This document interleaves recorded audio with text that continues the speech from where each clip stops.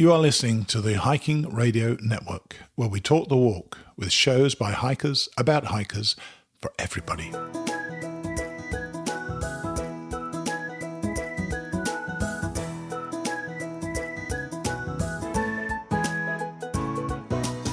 Mighty Blue on the Appalachian Trail, the ultimate midlife crisis. Join Steve and his guests every week as he staggers from Georgia to Maine.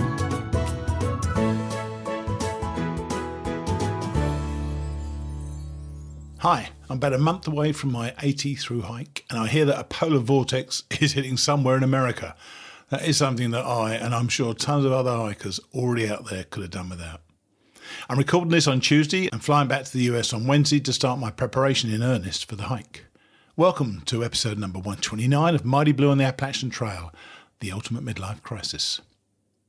Just when you thought that we were done with the class of 2019, three more delightful women hikers have popped out of the woodwork. So I'm really pleased to have the opportunity this week to introduce two of them.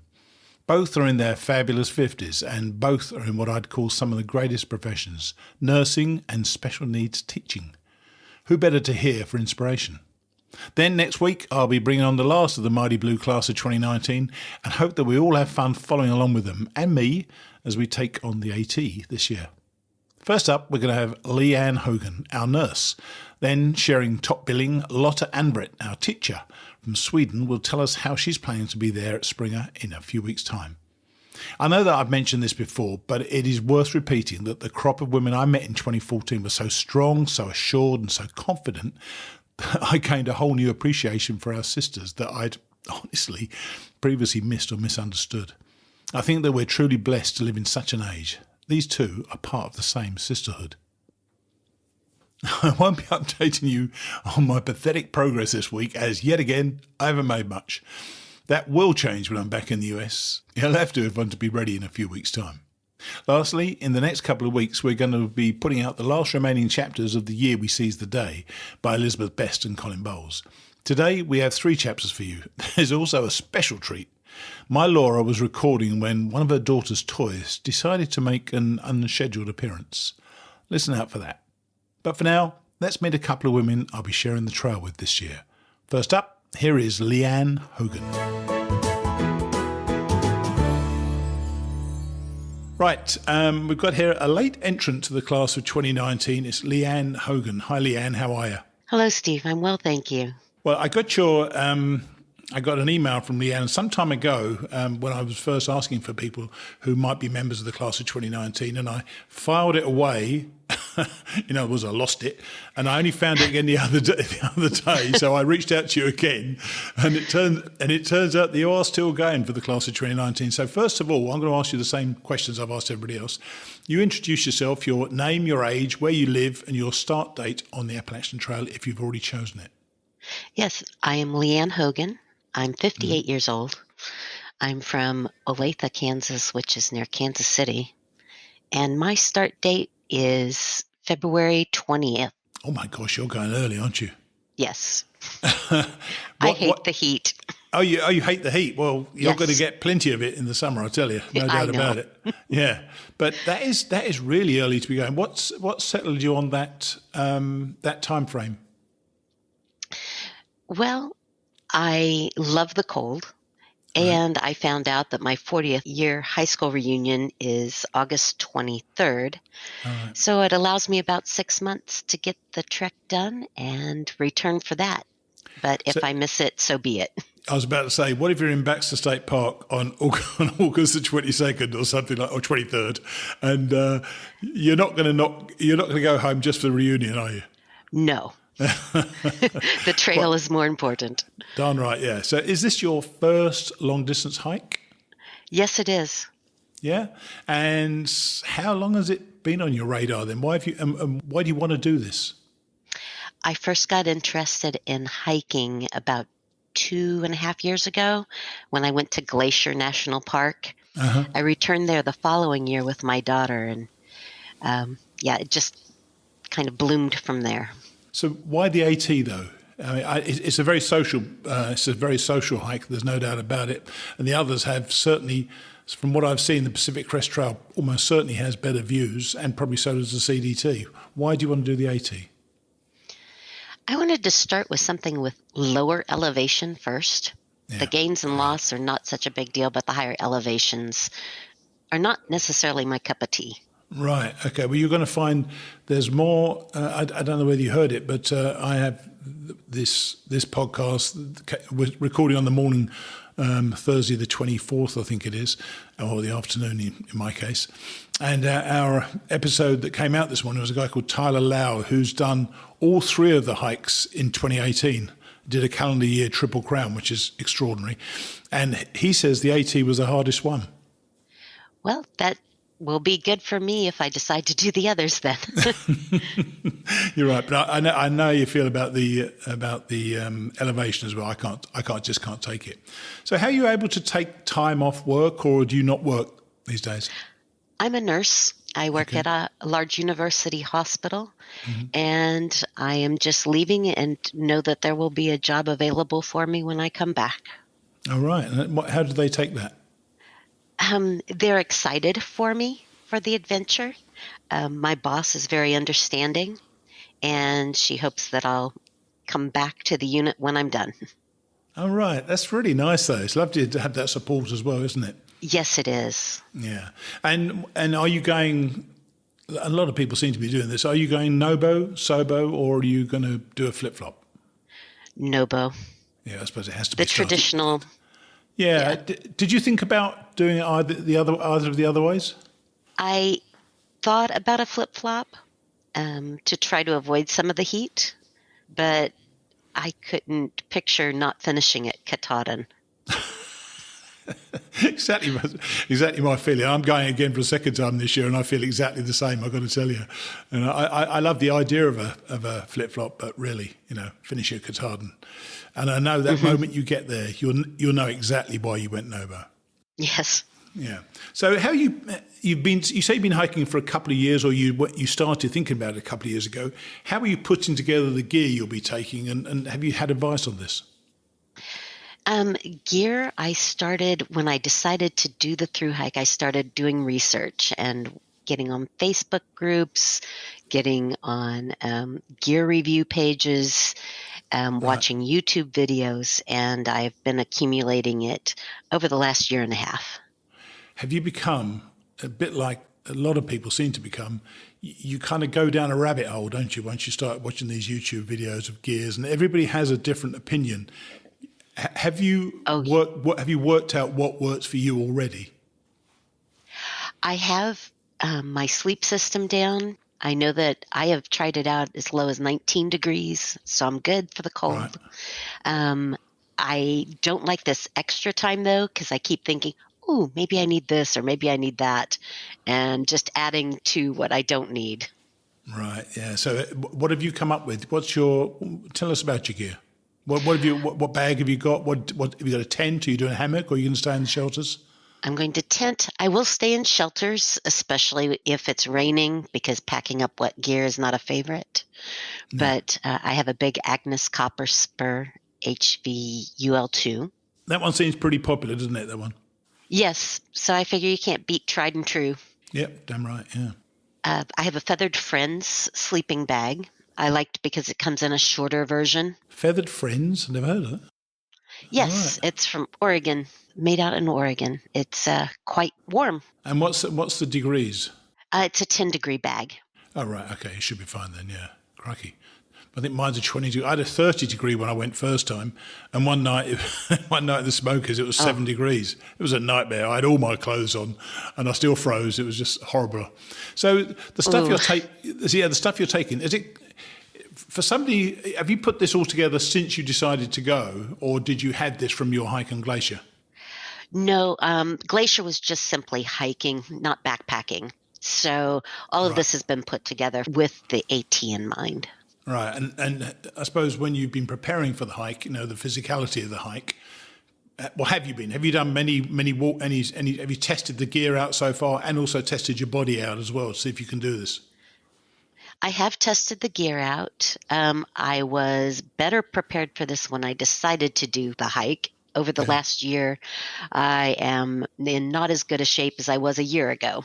Just time and job and things getting in the way of getting out there. But I've done a couple of section hikes on the Ozark Highlands Trail and the Ozark Trail, and I will hike myself into through hiker shape. You certainly do. And people say, I couldn't do it, I'm not in shape. You're going to find out within a couple of 100 miles you're going to get in shape. Even I did. I lost 40 pounds in the first 5 weeks. It was ridiculous. I had more than 40 pounds to lose, but to lose so much, it was quite something. It's like losing your pack. Well, exactly, and a bit more. Yes. Have you considered the mental aspects of the hike, and how do you think you're going to cope when you have those inevitable tough times? Because everybody has them. I will try to recall why I am out there, because I'm out there to do this for me, and I'm out there to show that I can do it, and to just remembering my why about being out there and knowing that I can do it. So just suck it up, Buttercup. Who are you trying to show you can do it to? Who are you trying to are you trying to prove it to yourself or to somebody else? Myself and my family, All right. or my husband. All right. He's supportive, but I think he wonders if I'll be able to make it through the heat. Well, he's worried for you. I think every spouse is worried for their partner when they're out on the trail. Yes. And, it's understandable. It really is. And when it does get hot, man, it gets real hot, especially up those, even up those mountains. I remember going up the mountain once, somewhere in Virginia, and it says it was a feels like 98-degree day, and I could hear this thumping behind what I thought was coming up behind me, and I looked round quickly in case it was a bear. It was my own heart rate. Oh my! Yeah, God, it was terrible. It was a nightmare, I tell you.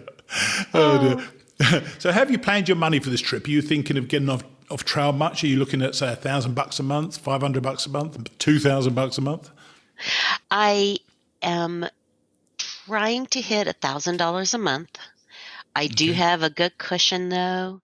If I have to go over, I can. But I think it's doable at $1,000 a month. I think it's very doable at $1,000 a month. You've bought all your gear. If your gear all works and is new and lasts for you, and it's all about how many times you go into town, because when you do go into town, you definitely hemorrhage money. There's no question about that. Yes. and why do you think that you can beat the odds of the 1 in 4 finishers? Well, I work at a job that is primarily younger people. Right. And I've beaten the odds by staying in hospital nursing for much longer than the average. I've been there 12 years. I think most of our nurses have been leaving after 2 to 4 years. When I decide to do something, I stick with it usually. So I think this is going to be the real thing. Good for you. Good for you. And you're going to have logistical support when you're out on the trail? My daughters have agreed to help me with that, so my husband doesn't have to worry about that on top of taking care of everything else at home. Yeah. So yes, they'll be there for me and help mail things as I need it. I know I'll want to change out winter gear for summer gear, and they're all into doing that for me. Right. So, and what part of this journey are you looking forward to the most of all? I'm looking forward to recharging. Being a mom and a nurse, you pour a lot of yourself into other people. Sure. And I am ready to pour something back into myself and come back recharged and refreshed. You will come back changed, I tell you. And it's one of those things that really does surprise a lot of people, how they come back and they are different. I will never be the same again. And I often think, all these people going this year and going next year, be careful what you wish for, because this may have a bigger impact upon you than you'd ever would have thought. But it's always a good impact. I think it's always a good impact myself. Yes. Yeah. I could see this leading to more hiking. I would think so, yeah. Actually, when I got off, I said I would never, ever, ever do it again. And I'm planning to go on again this year, so who knows. So what are you looking forward to the least? And by the sound of things, it is the heat, isn't it?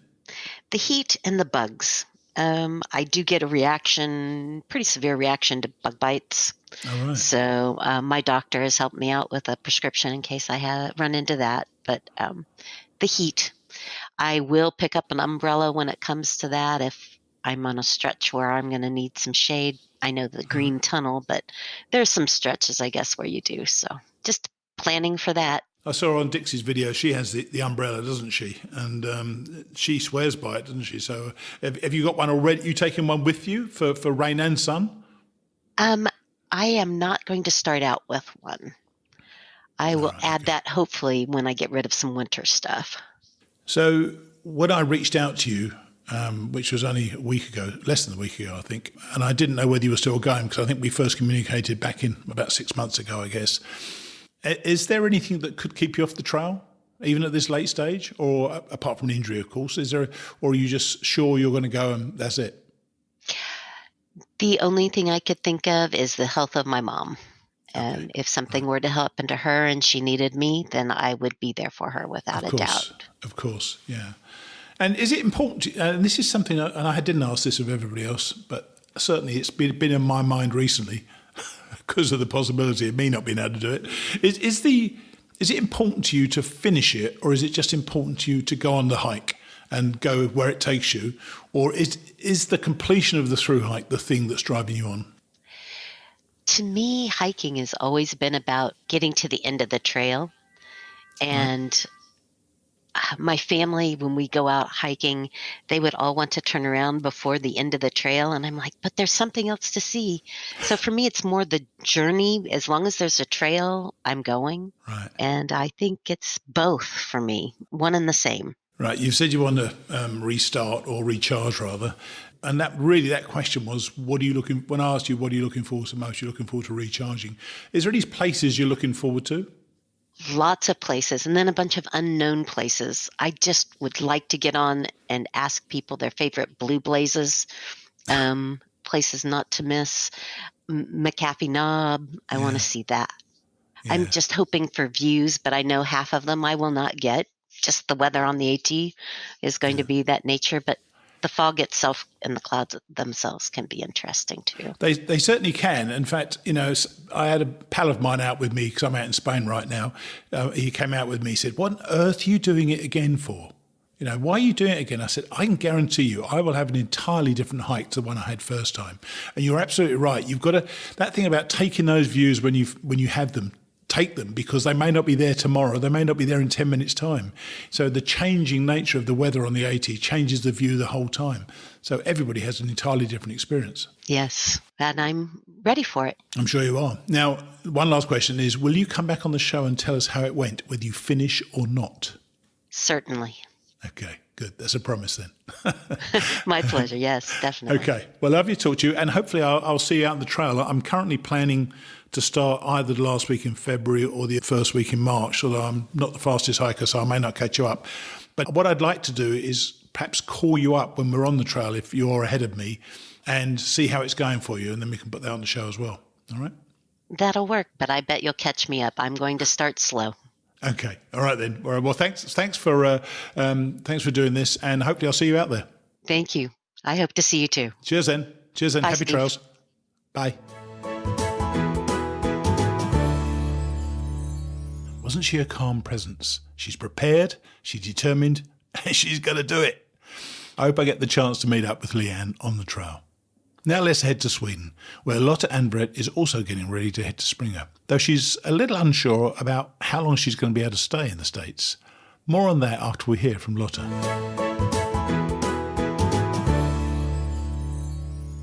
Okay, now we've got another of the member of the class of 2019, and I'm going to try my hardest to do justice to her name. This is Anne Charlotte Anvret, or Lotta Anvret. Hi, Lotta, how are you?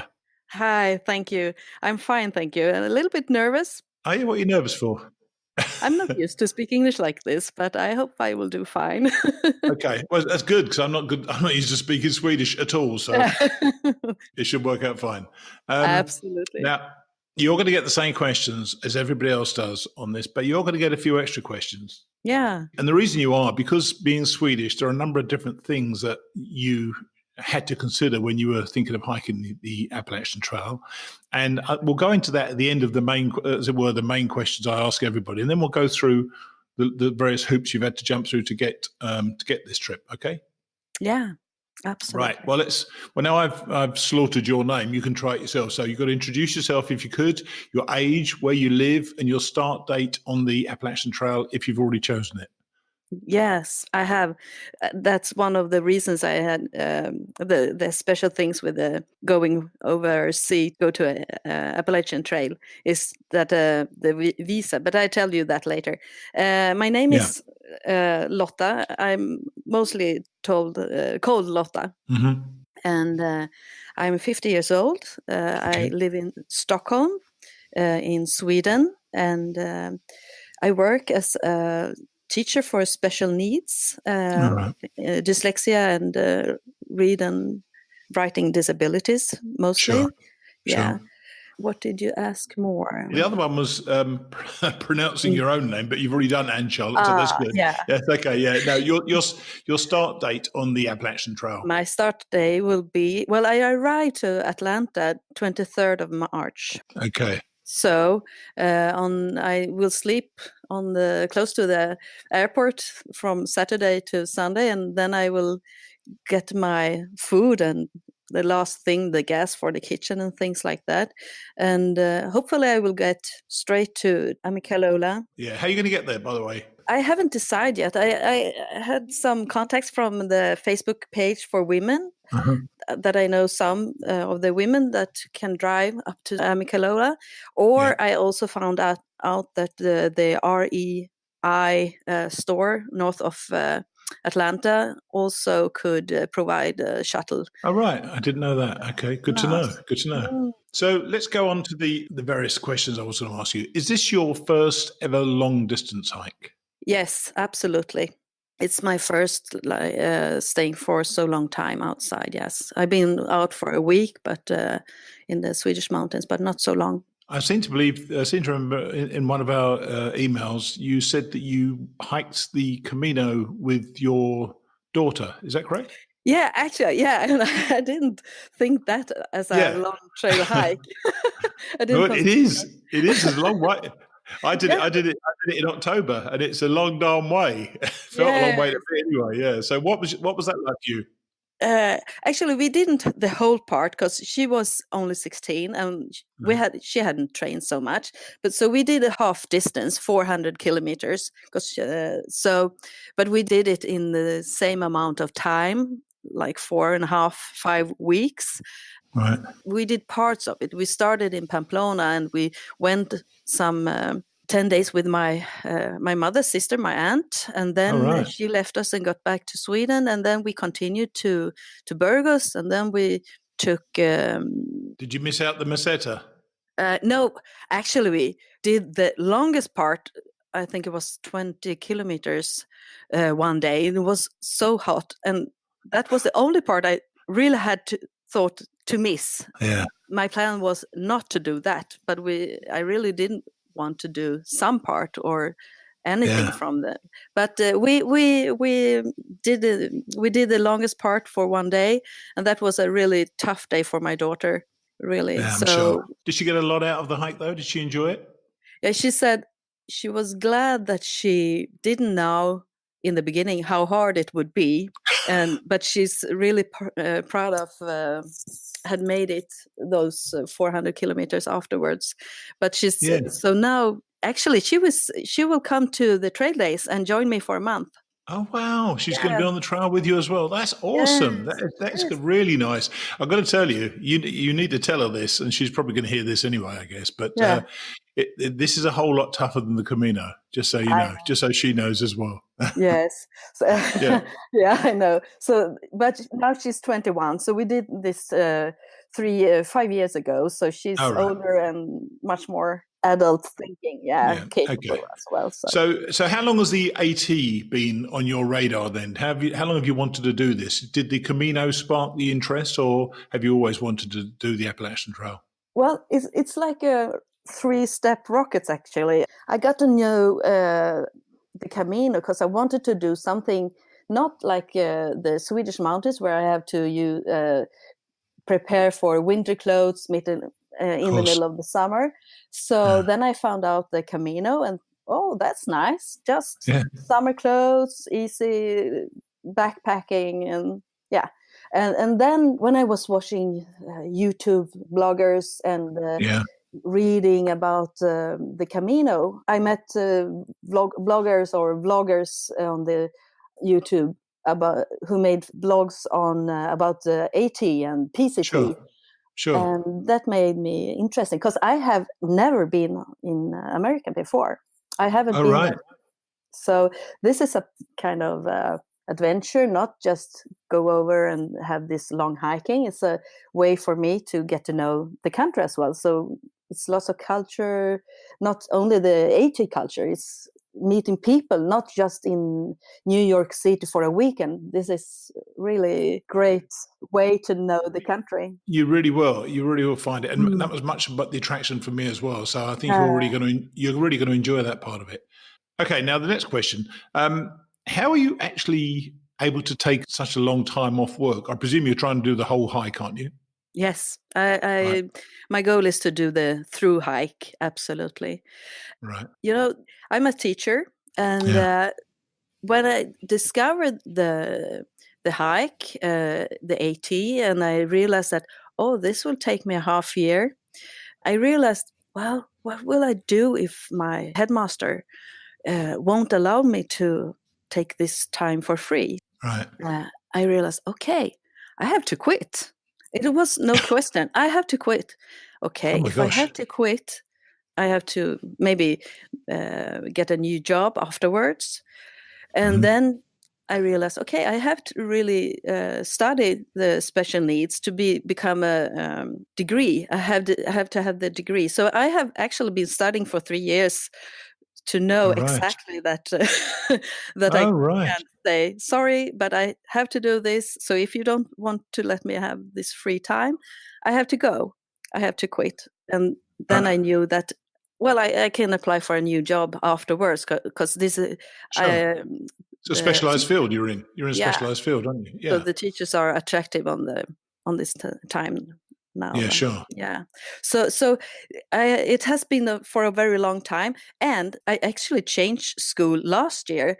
So when I changed school, this headmaster, he knew that this was my goal, so he accepted me anyway, and I'm very happy to have a very nice and very thoughtful boss. Headmaster. Really, yeah, he's a great boss. He's given you 6 months off to go and fulfill your dream. That's fantastic. Actually, I think my last boss would have done it as well, but, but I had to. I quit before, so I never got to know this. Okay. Yeah. Well, I think we know. I think we know the answer to the next question, which is: are you going northbound, southbound, or out back and out again, flip-flopping? But you're going obviously from Atlanta to Springer, so you're going northbound, aren't you? Were there any thoughts about going southbound, or any thoughts about going doing a flip-flop? I read a lot of all of those 3 different possibilities, but as I think the best way for me is northbound, because flip-flop would mean to have more plans and make more. Sure. How would I take me from different places to another? So this is actually the easiest way for me, because I go north and it won't be so far for me to go back to New York and fly back to Sweden afterwards. So this was the easiest way in many ways, actually. Okay. And also this, when my daughter wanted to meet up, it was a good decision, because she could only come from May. And it was a good place to meet up at trail days. And because then I know, okay, I will be there, because the bubble will be there at that time, because that's why they made this trail days. That's why they do it then. That's right. You're absolutely right. Yeah. So it was the easiest way to plan. So how are you putting together the gear for this trip?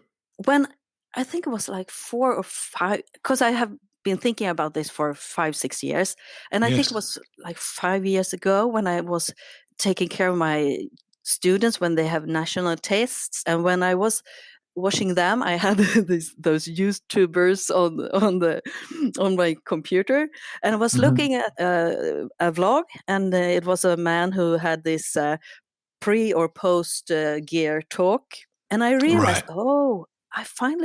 I have the MSR, I have for the stove, I have the Osprey exhaust, 58 liters, I have this, and I have that. I can go tomorrow if I want. So I had the equipment 4 or 5 years ago, but actually since then I have changed all my gears to easier, lighter tent. I changed from my Swedish Hilleberg Lea Ann to a duplex. I changed from this exhaust to Windrider Hyperlight mounting gear. Okay. So it's the same amount of weight, but it's waterproof, more waterproof. And you happy with the gear you've got Yeah, now? I think it's very good. Yeah. And you tried it all out, have you? Yes, I have. So it's nice. And actually, I got lots of Americans Hyperlight mounting gear, the duplex, and the quilt from Enlightened Equipment. Because I think if I got any problems with those stuff, which is very sure, good thinking. It's easy for me to reach them because I'm on their side of the Atlantic Sea when I'm hiking. Yes, right. Yeah. So have you been preparing then for the physical challenges you're going to get on this hike? Walking, of course. It's here. We have a very nice trail around Stockholm, which is called Sörmlandsleden. It's 600 kilometers, so you can go. I haven't done it around, but I use that trail to test out my gear and try to be hiking alone and things like that. And have you backpacked and stayed overnight on one or two of your test runs? Hiking, stayed outside, yes, for nights, yes, and alone as well, of course, yes. So I'm not afraid to be alone. Right. So I'll say about being alone. Have you considered the mental aspect of the hike? Yeah. And how do you think you're going to cope when you have these tough times? Because everybody has tough times on this trail, I guarantee you. I've been thinking a lot of that, actually, because that will be the big challenge, I guess. And I don't know, because I don't think I can deal with it until I get there. I think I will have some like mantras to say again, have good moral high, some music that makes me feeling strong. And I think you meet lots of people. And I think to talk about this with lots of people, I think you can get lots of strength with those. Because when you struggle, I think you often think you're the only one. Everybody seems to have an easy time. But I think when you talk about it, you realize that, okay, there are many here that have a tough time. So let's cheer each other up. Yeah, everybody's going to be struggling at some time. I can't think there's anybody who's on the trail who has the easiest time and just gets just flies over the ground. No. You know, it's you get these days when these times when it rains for 5-6 days consecutively, and you think, oh my God, packing up wet and getting into wet gear, and it's unpleasant. So you need to be prepared to cope with that. But you're absolutely right. The people there are so supportive, so you're going to find that they really help you. I was listening at your pod today about with a Seabolt. G-Bolt. Yeah. G-Bolt. So that was a very interesting, because he was talking about these hard times when it was really hard. Yes. So that makes me coping with it. Okay, how does other people think? Okay, how can I use it? Yeah.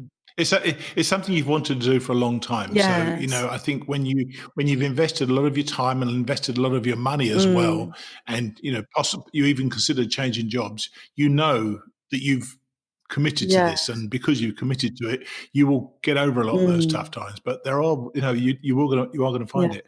And how have you planned your money for this trip? Because for you, I suspect it's a quite expensive trip, isn't it? Because you're flying here, you've got to get all your gear across here, you've got your daughter coming across here as well. And have you planned money for do you know how much roughly you're going to put aside for each month? I've been reading a lot, and it's told often you talk about $1,000 a month. So I have been saving money for having that, and I have savings, so I will manage more as well, of course. But I have that kind of budget, so I will know.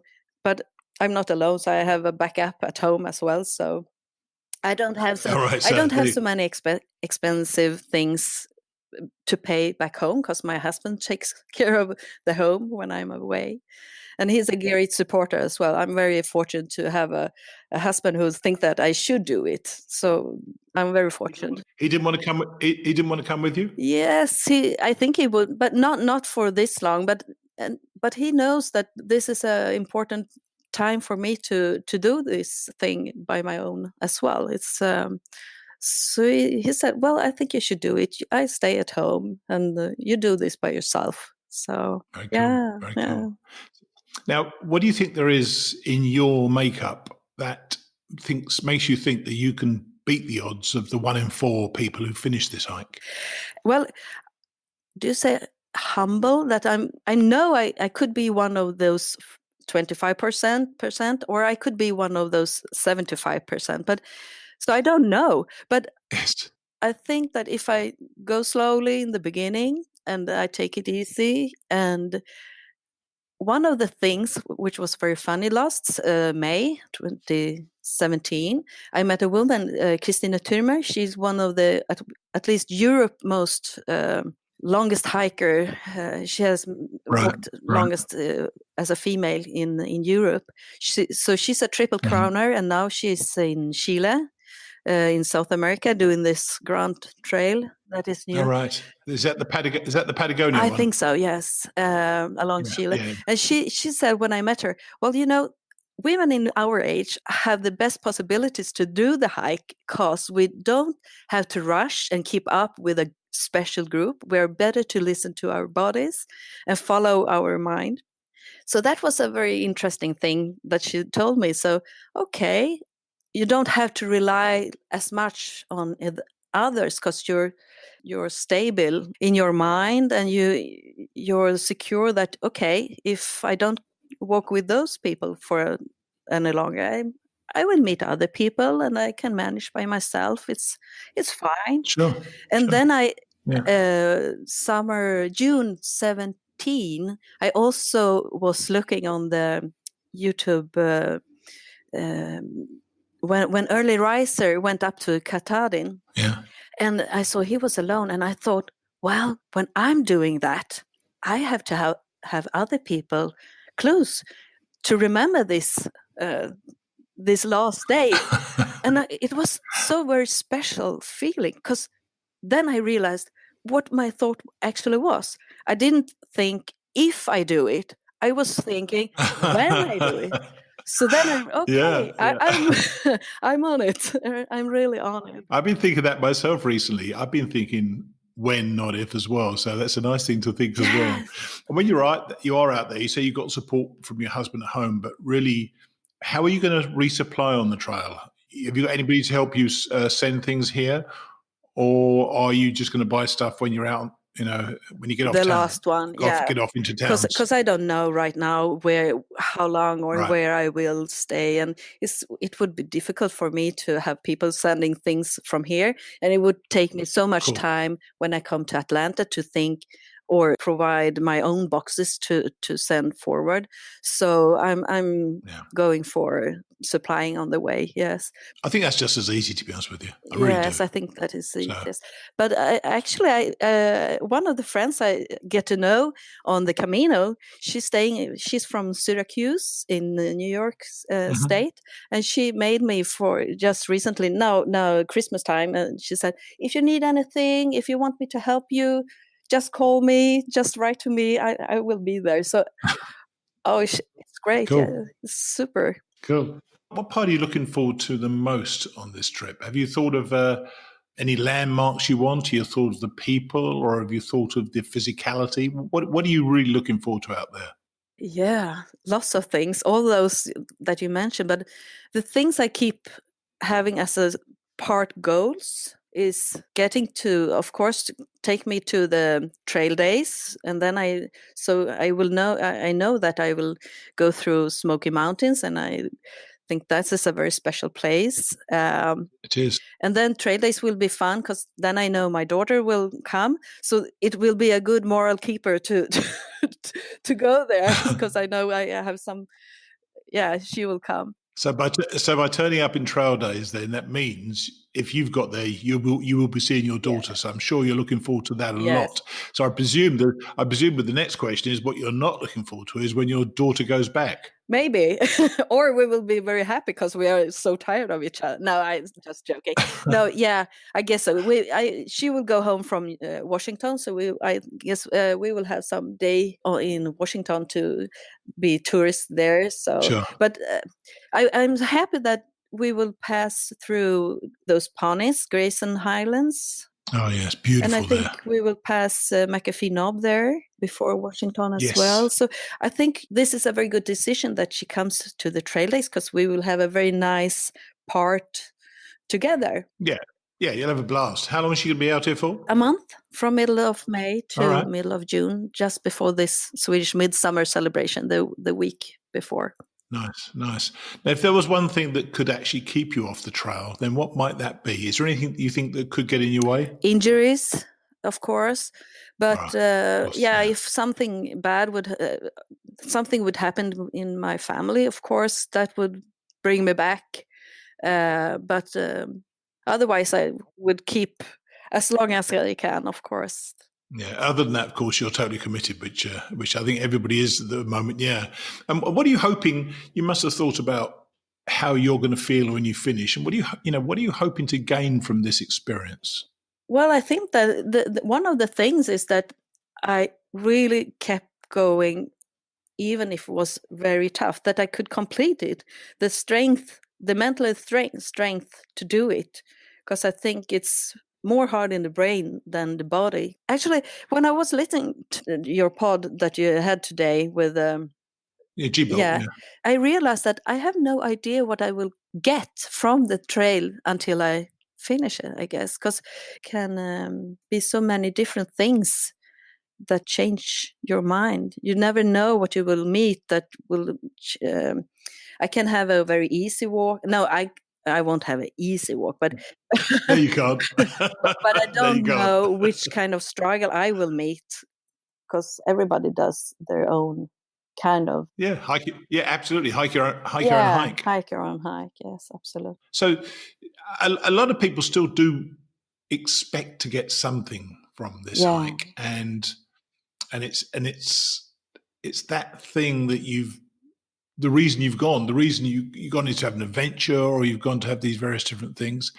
I just wondered if you did have anything that you wanted to take away, you wanted to test yourself. And if it's the testing yourself, whether you can finish it or not, that's a really valuable thing to take away from the experience. Because once you do get to the end, you feel so accomplished. You really do. Yes. Yeah. And I'm sure you're going to have that. And all those people that I meet, of course, to meet all these people. And yeah, you're going to love that part of it, I'll tell you. Now, I would normally ask you one more question just to finish, but I'm not going to. I'll ask you the other question, which is really, what are the logistical challenges for a person from abroad trying to hike the Appalachian Trail? What do you have to jump through certain hoops? Do you have to apply for visas? Yeah. I think it's 6 months the most you can be here, isn't it? 6 months? Yeah, the visa is the main thing, actually. It was when I was at the embassy, she asked me how long I would be there, and I said that, well, I know people do it for 6 months, but also that Katahdin or the Baxter Park closes in the middle of October, so I'm hoping that I can have the visa as long as possible. The woman at the embassy, she said, well, I can just say that you are allowed to have the visa for a long time, but how long you have to talk with the people at the border. So when I come to New York, or if it's really? So, but she said, so I'm sure I can have this 6 months. But she said also that if you speak to the people at the border, I think you could get this that amount. Maybe you could get it because you have a good reason why you will stay for a month longer. So I don't know if it's possible. I tell you later after the 23rd of March. I tell you what, you do not want to be in Baxter State Park when the law enforcement people come and say to you, right, you're out. You've got, this is the last day of your visa. So if I were you, I'd sort that out as soon as you can. So I hope I will have this possibility to, because it's more for me, it's more mental, because if I know I have 6 months only, maybe I will feel forced to be fast in the beginning to know that I have enough time in the end. And that could mean that I get problems with my feet or legs or knees. Yeah. And I don't want that. So for me, it would be... Lotta, please trust me. Of all the pieces of advice anybody can ever give you when they're hiking the Appalachian Trail, is to start slow. Do not rush. Do not rush to start with. So I will keep slow anyway. So that's no problem. But I know that my thinking would be so more pleased if I know I have the full amount of time that the Appalachian Trail is open. But I don't want to get there. I really want back to my work. So, but if I get injured, it's more that like that. If I would have some problem along the way, I could stay and take and feel that okay, it's fine. I have another month at least. I won't have any problem with the visa, because I know that I have enough of time to. I would really, I would strongly advise you to make sure from the embassy that you are covered. There's a possibility of getting extension. I personally, I'm really surprised. I met several people who were really up against a tight deadline, and they had to get back after 6 months. So I'm actually going to look that up myself. Then I thought actually you may have had an issue like that. You may have resolved that when we talked about putting this together. So I'm not sure. Interested to find out what that is. Yeah. Is there anything else you had to do to come here, or is it just going to get a visa from the local, from the embassy? No, that was the only thing actually, and get the tickets, of course, to US. And I did that with insurance that I could, if it would have been any problems, I could change dates or something like that. But when I went to the when I went to the embassy, I brought this registration for Appalachian Trail, and I think that was a very good decision, because I could show the woman that I was going to do this. It wasn't just talk, so she was fine with that. So it was. It took me 3 minutes, and I was finished. So it was it was very interesting. Yeah. Cool. Oh, cool. All right. Well, look, I hope you make it. I hope you aren't stuck in Baxter State Park and the immigration people aren't chucking you out, because you are going to be so pissed if that happens. Let me tell you. I will have my 6 months, but it would be nice to know to have those extra time. But my plane goes back. If I'm fine, I have a plane ticket for September 18th. So, but I can change the date with that ticket also. So. Okay. Well, if I were you, I would, when you get in the line to get into the US, look for the look for the kindliest immigration official you can, and see if he'll give you an extra month. See how that goes. But look, hopefully you'll come back on the show and tell us how it went, whether you finish or not. Okay. Yes, I will, of course. That's super. Well, I appreciate you coming on, and hopefully I may see you on the trail, and I'll try to contact you when we're on the trail. So I've got your phone number out for you now. Yes, that would be great. Thank you. Okay, Lotta. Well, good to speak to you, and I'll hopefully speak to you soon. Yes, I would love to speak to you. Cheers then. Bye-bye. Bye.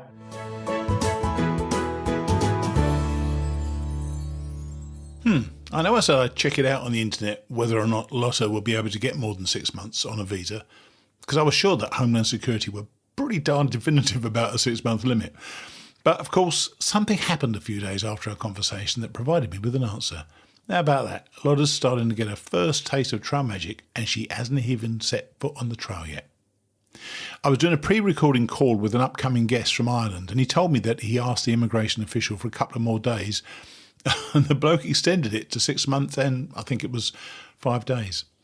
Now, I know that the Irish have a reputation for talking their way into and out of anything, but I'd imagine that a charming Swedish woman should be able to pull off the same trick.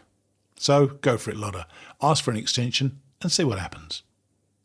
Next week, we'll be back to a single main guest and the last member of our class of 2019. This time, we have the very excited Margaret Mims, or Fireball. You're going to love hearing why she's Fireball, by the way. Last, but of course by no means least, we've got 3 chapters, which equates to about 17 minutes of the year we seize the day. our story about a couple's journey on the Camino.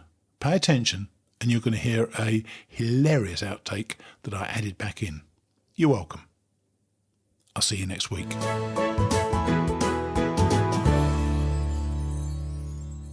Chapter 29.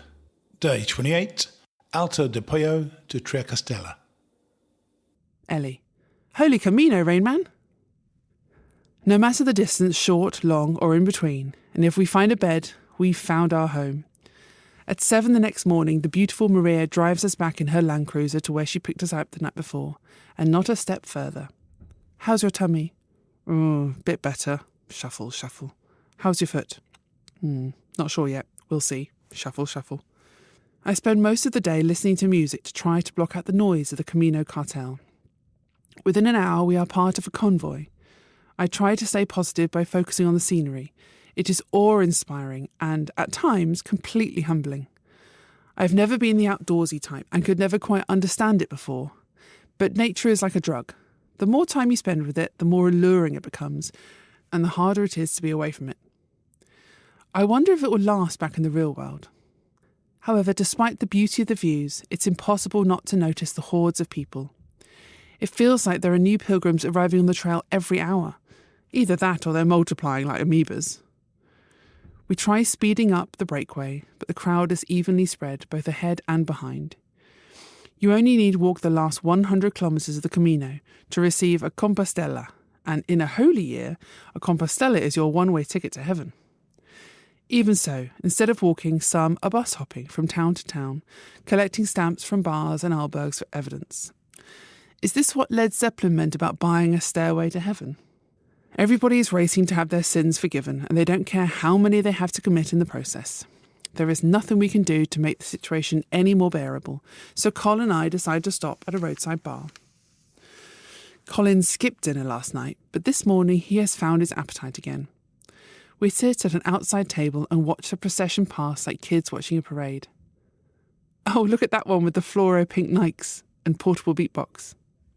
It is just 14 kilometres to Trecastella, the nearest substantial town. Barely a morning's walk, but we have decided to try to stop there for the night. I need to get to a pharmacy and a doctor as soon as possible. I have developed an infection and a blister on the left foot, and it has already spread and blown up on my ankle. If we leave it much later in the day, we're likely to miss out on a bed again. At 11:30, we stumble out of an old wood forest, checking into the first alberg on the outskirts of town. We are the first to arrive for the day. It's siesta by the time we make it into the town itself, so nothing but a bar is open. Cole takes a seat outside. His face is still the colour of putty. I join him, lifting my foot to rest on the chair beside me, hoping to ease the swelling. But taking the weight off sparks a bolt of pain that shoots up the back of my leg like an electric cattle prod and makes me jump in my seat. I quickly put it down again. Moments later, a group of Spaniards at the table next to us catch sight of it, raging red like a beacon. Oh, Dios mío, mira, mira, este horrible. The woman points as her 3 friends too express their disgust. I humour them with a closer look. My feet do look hideous, but their hideousness is also a source of great pride. My feet have become a metaphor for the journey we've taken. They have carried me through a lot, and the state of them is evidence that we have suffered to get where we are. They won't stop me reaching Santiago. The sight of these ugly things only serves to inspire me, even if it discourages others. I see a flash of elegance against the backdrop of slate rooftops and mountain peaks. Who's that sexy Spanish princess? I call out. Mercedes stops and turns. Hola, guapa, hola! Oh, I'm so happy to see the both of you. She runs towards us with open arms. It has been 2 weeks and I was wondering if we would see them again. Mercedes tells us that Simon is very sick. She is not sure he can walk tomorrow. She left him in bed to try to find medicine, but everything is closed. I explain our situation and she joins us for a drink while we wait for the pharmacy to open. Mercedes doesn't drink, ever. But something is very different now than when we last saw her. She appears more laid back, relaxed, content. With Simon sick and Colin weak, the wheels have fallen off the fun bus. The crew is looking the worse for wear. It is like the first half of our Camino played back in reverse. In the beginning, I was ill with gastro. We met Simon and Mercedes. Simon was fit and strong while Mercedes was struggling. Together they helped me through the next day. Then Colin's blistered feet became affected. Now nearing the end, Colin is ill with gastro and we have met Simon and Mercedes again. Mercedes is fighting fit while Simon's in bad shape. And now I have the infection in my blistered feet. The wheel turns. Colin and I decide that we will stay close and walk with them until Santiago. It is time to repay the favour, and as we begin, so we will all finish what we started together.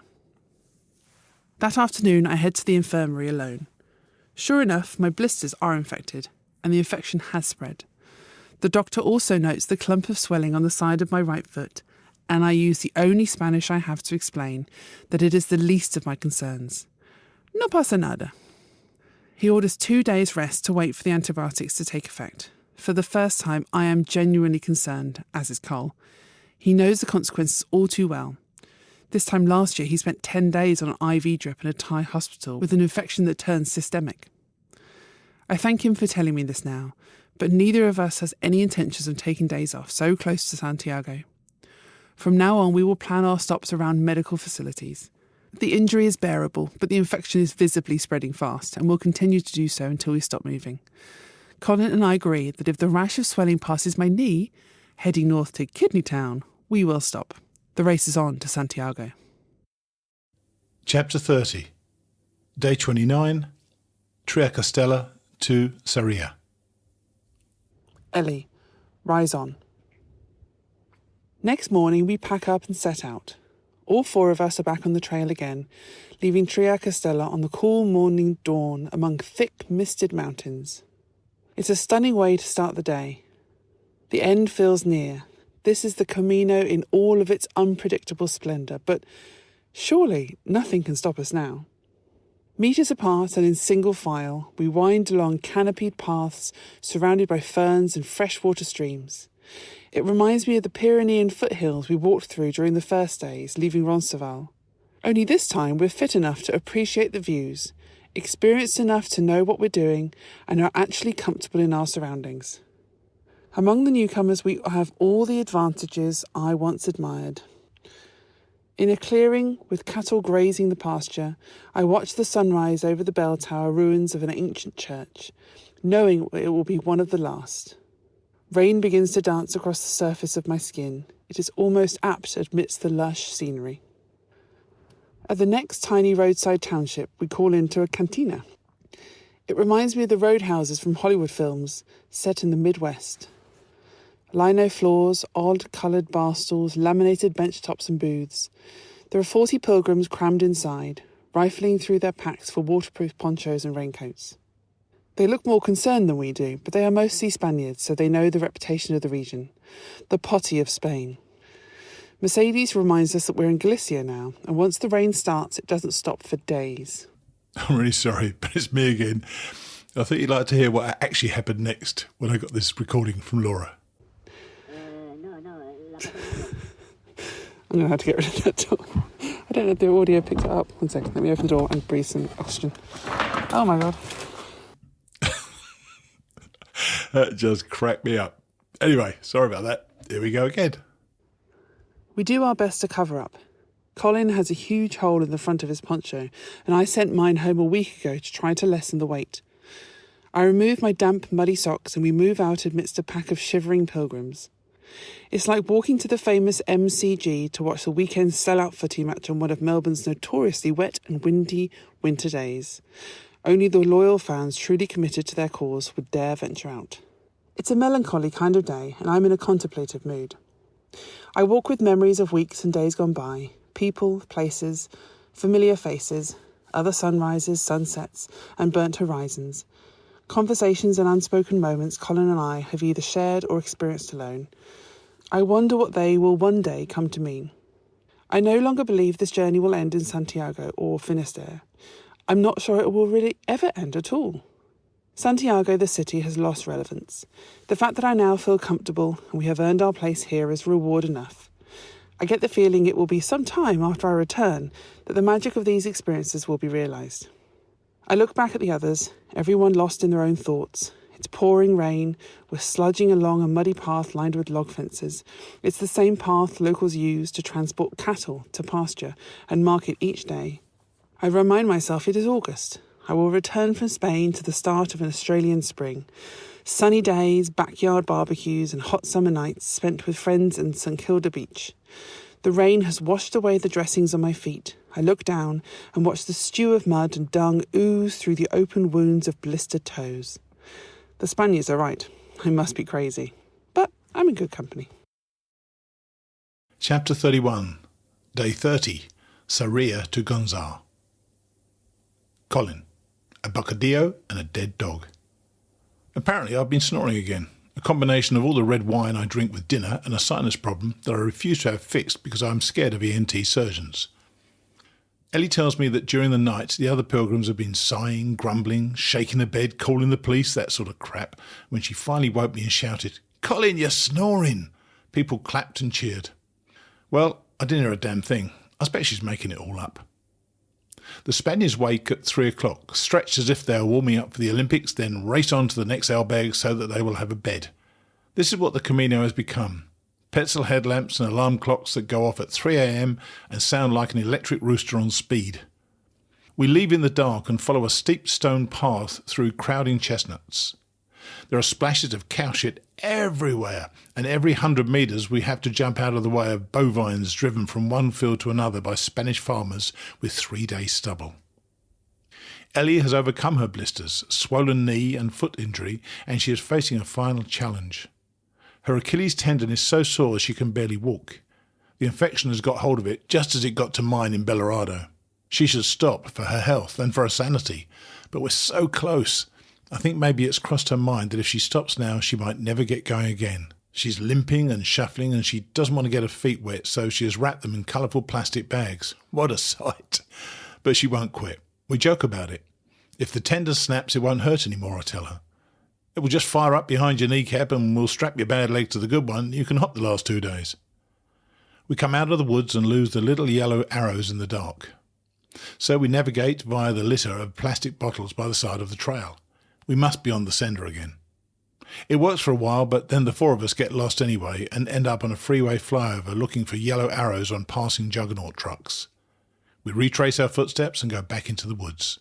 In minutes, the juggernauts are a memory, and we are walking through overhung lanes, staring at corn and cows, passing hamlets of stone cottages with russet red roofs. There are eucalypts and pine. The flies are driving us crazy. There are more flies than in India. Flies live on cow shit, and Galicia is built on cow shit. There are little stone huts made of bricks. They look like houses for very thin, tall people, but it's just where they dry corn so the mice can't get to it. Every house we pass has one. The walk is like a school camp now, a procession of Boy Scouts and religious Spaniards, some so devout that they are wearing monks' cowls. Many of them are my kids' ages. Why aren't they off doing drugs and getting laid? I guess when you're that young, being wet and uncomfortable and overcrowded is not a problem. This is just a rock concert, only the songs are different. We reach the 100-kilometre Santiago marker, which is devoutly splattered with orange paint and graffiti. Ellie stops a passing German pilgrim and asks him to take a photograph of the 4 of us, Simon, Mercedes, myself and her, standing beside it. It means more to her than it does to me. I just want to get off this bloody trail, except I've now realised I don't want to go back to my life. Later that morning we reach the bridge at Porto Marine. The skeletal ruins of the old town, sacrificed to make way for the damming of the river, are visible below. We're just about there. Well, that wasn't so bad, I say to Ellie with a grin. This bit's easy. Like life, the Camino takes you down when you feel the most confident and most in control. As we climb out of the town, it starts to rain again and it gets colder, fast. We're soon cold, hungry, tired and very, very wet. We take shelter in a brick factory. This is depressing. We can't stay here, Ellie mutters. It's freezing. It's also summer. In Spain. So we trudge on through pine and corn, soaks socked, blisters wet and chafing. We're looking for warmth, shelter, good food and somewhere comfortable to sleep. Instead, we find Gonzar. Gonzar has 1 albergue, a 2-storey brick house and 20 beds, 1 bathroom and 100 pilgrims queued up outside waiting to get in. It is like lining up to sleep in a concentration camp. We wander downtown. Not that Gonzar has an uptown, it's just a figure of speech.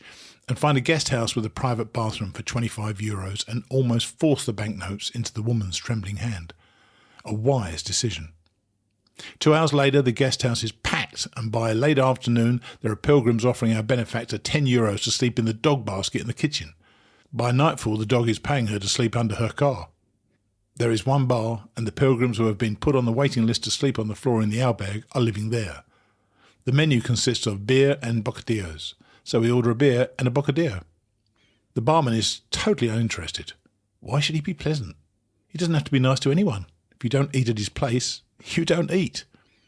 Outside, a priest is sitting under a stone crucifix, surrounded by piles of sand and cement, playing House of the Rising Sun on a nylon string guitar. Later, he holds an impromptu mass. He doesn't have an altar, so he's using a day-old bocadillo balanced on a dead dog. We watch while we eat our bocadillos, which smell vaguely of manure. Ellie picks a fly from hers, but eats it anyway. Rain drips off the canvas awning.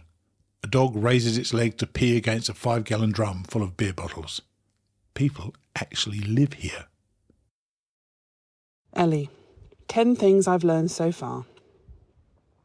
1. People who complain about snorers are often the worst snorers of all.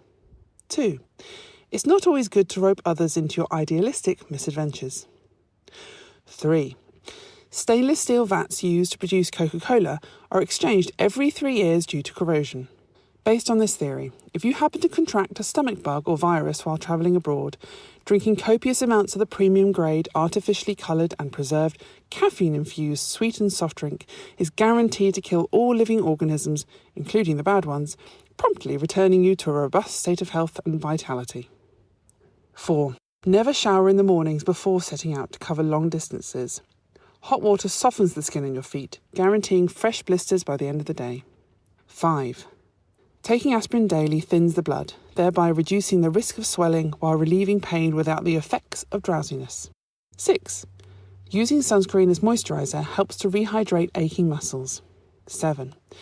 Double doses of prescription painkillers generally make a day more pleasurable. 8. Eating deli chicken that's been in your pack for 5 hours while you walked through a Spanish desert can have hallucinogenic effects. 9.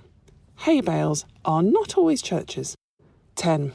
Massaging your feet with methylated spirits for 2 weeks prior to walking a pilgrimage, just like my 83-year-old chemist told me to do, in fact mercilessly dehydrates the skin, reducing its elasticity and therefore greatly increasing the chances of cracks, peels and blisters, along with considerably compromising the body's ability to heal affected areas.